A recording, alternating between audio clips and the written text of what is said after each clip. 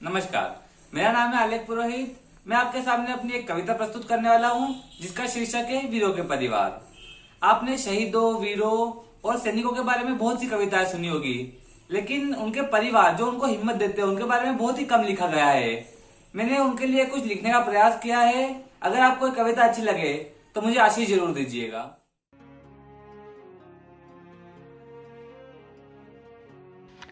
यहाँ रणभूमि में वीरों के द्वारा मृत्यु का वंदन होता है। यहाँ रणभूमि में वीरों के द्वारा मृत्यु का वंदन होता है। परिवार में माँ बच्चों स्त्रियों का क्रंदन होता है। परिवार में माँ बच्चों स्त्रियों का क्रंदन होता है। एक तरफ रक्तवाहिनी तो कहीं अश्रु की धारा फूटती है।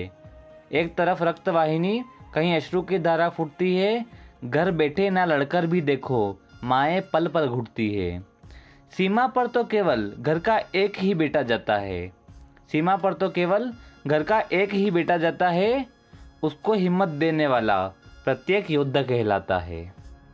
अब मैं आपके सामने एक माँ की व्यथा बताने वाला हूँ जिसका पुत्र अपनी मातृभूमि के लिए सीमा पर न्यौछावर हो जाता है।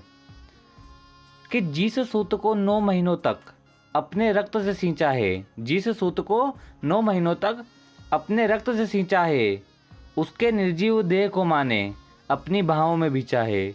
उसके निर्जीव देह को माने अपनी बाहों में बिछा है। अब एक ही प्रश्न खड़ा होता है कि रणभूमि में जो अपने देह का बलिदान देते हैं, क्या उनसे बड़ा दानी कोई हो सकता है? अगली दोनों पंक्तियों में मैंने इसी प्रश्न का उत्तर देने की कोशिश की है कि अपने तन को न्यौछावर करते उनसे बड़े दानी कौन हुए। अपने तन को न्यौछावर करते उनसे बड़े दानी कौन हुए। एक तनय खोकर दूसरे को देती माएँ घर से मौन हुए। तनय का मतलब होता है पुत्र। एक तनय खोकर दूसरे को देती माएँ घर से मौन हुए। अपना एक पुत्र खोकर भी माँ अपने दूसरे पुत्र को माँ भारती के चरणों में समर्पित कर देती है। वीर रण में मृत्यु को पाकर माँ के आंचल में सो जाते हैं। वीर रण में मृत्यु को पाकर माँ के आंचल में सो जाते हैं। हफ्तों महीनों वर्षों तक अपने रातों में सो नहीं पाते हैं। अब मैं आपको एक पिता की व्यथा सुनाऊंगा जो अपने इकलौते पुत्र को सीमा पर होने वाले युद्ध में खो देता है। कि जो सहारा देने जन्मा था, जो सहारा देने जन्मा था, पिता से कंधा मांग रहा। जो सहारा देने जन्मा था, पिता से कंधा मांग रहा। वीर गति पाकर वह योद्धा जीवन चक्र छलांग रहा। वीर गति पाकर वह योद्धा जीवन चक्र छलांग रहा। अब पिता अपने स्वयं से एक सवाल पूछता है, उसका उत्तर खुद ही देता है। देखिएगा आगे कैसे कि मातृभूमि पर तुम न्यौछावर, मातृभूमि पर तुम न्यौछावर, इन अंधों का श्रवण अब कौन बचा। इन अंधों का श्रवण अब कौन बचा। मातृभूमि ऋण सबसे ऊपर, उससे ऊपर कौन रहा। रणभूमि में वीर ही तो देह का बलिदान देते हैं। रणभूमि में वीर ही तो देह का बलिदान देते हैं। घाव जो उन पर होते हैं अपने भी घर पर सहते हैं। घाव जो उन पर होते हैं अपने भी घर पर सहते हैं। अब मैं आपको एक ऐसी स्त्री की कथा सुनाता हूँ जिसका पति विवाह के 3 दिन बाद ही रणभूमि में शहादत प्राप्त कर लेता है। उस स्त्री की क्या व्यथा कहूँ जो उस दिन विधवा हो गई। उस स्त्री की क्या व्यथा कहूँ जो उस दिन विधवा हो गई। शादी की मेहंदी हाथों में पर मुस्कान मुख से खो गई। जिसके तन के तिल दर्शन की, जिसके तन के तिल दर्शन की वो स्त्री इच्छुक थी, उसकी चीरी छाती देखकर उसके प्राण की भिक्षुक थी। उसकी चीरी छाती देखकर उसके प्राण की भिक्षुक थी।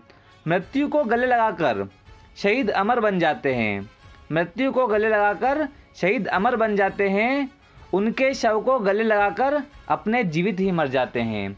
उनके शव को गले लगाकर अपने जीवित ही मर जाते हैं। अब एक दृश्य देखिएगा कि जब 8-10 साल का बच्चा अपने पिता को शहीद के रूप में देखता है तो क्या होता है। जिससे चलना सीखता था उसकी चिता जला रहा। जिसकी गोद में घूमता था उसका भार उठा रहा। जिससे चलना सीखता था उसकी चिता जला रहा। जिसकी गोद में घूमता था उसका भार उठा रहा। इन कच्चे से कांधों पर ये अर्थी रूपी मान है। इन कच्चे से कांधों पर ये अर्थी रूपी मान है। और चक्षु से जो पानी बहता अश्रु नहीं सम्मान है। और चक्षु से जो पानी बहता अश्रु नहीं सम्मान है।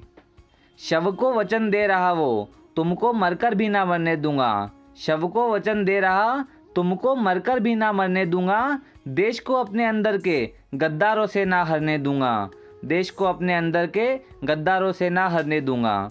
वो अपने पिता को वचन देता है कि मैं भी बड़ा होकर सैनिक बनूंगा। माँ बहनें क्रंदन करती, स्त्री बच्चे सब रोते हैं। माँ बहनें क्रंदन करती, स्त्री बच्चे सब रोते हैं।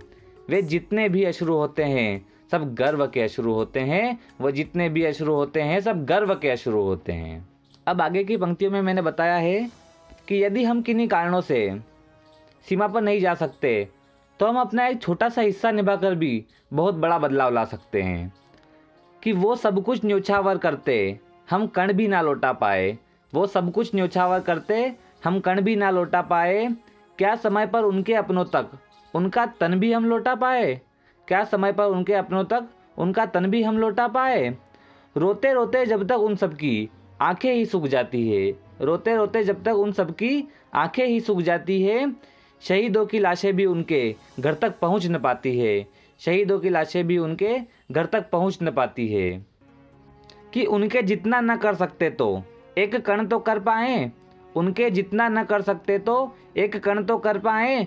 उनके अपनों के समय में खुशी का एक क्षण तो भर पाए, उनके अपनों के समय में खुशी का एक क्षण तो भर पाए। अभी अंत की जो 2 पंक्तियां है इस कविता की प्राण पंक्तियां है। अगर इस पंक्तियों से हमने एक कण भी सीख लिया तो मेरी ये कविता सार्थक हो जाएगी।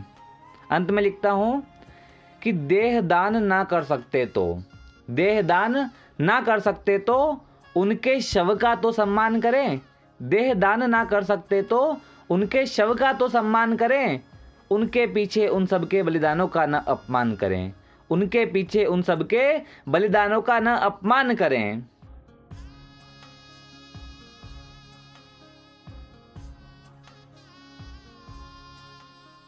आपने ये कविता पूरी सुनी, इसके लिए बहुत बहुत धन्यवाद। आपको ये कविता जैसी भी लगी हो, अच्छी, ठीक या बेकार, कमेंट बॉक्स में जरूर बताइएगा। अपनी प्रतिक्रिया कमेंट बॉक्स में जरूर दीजिएगा।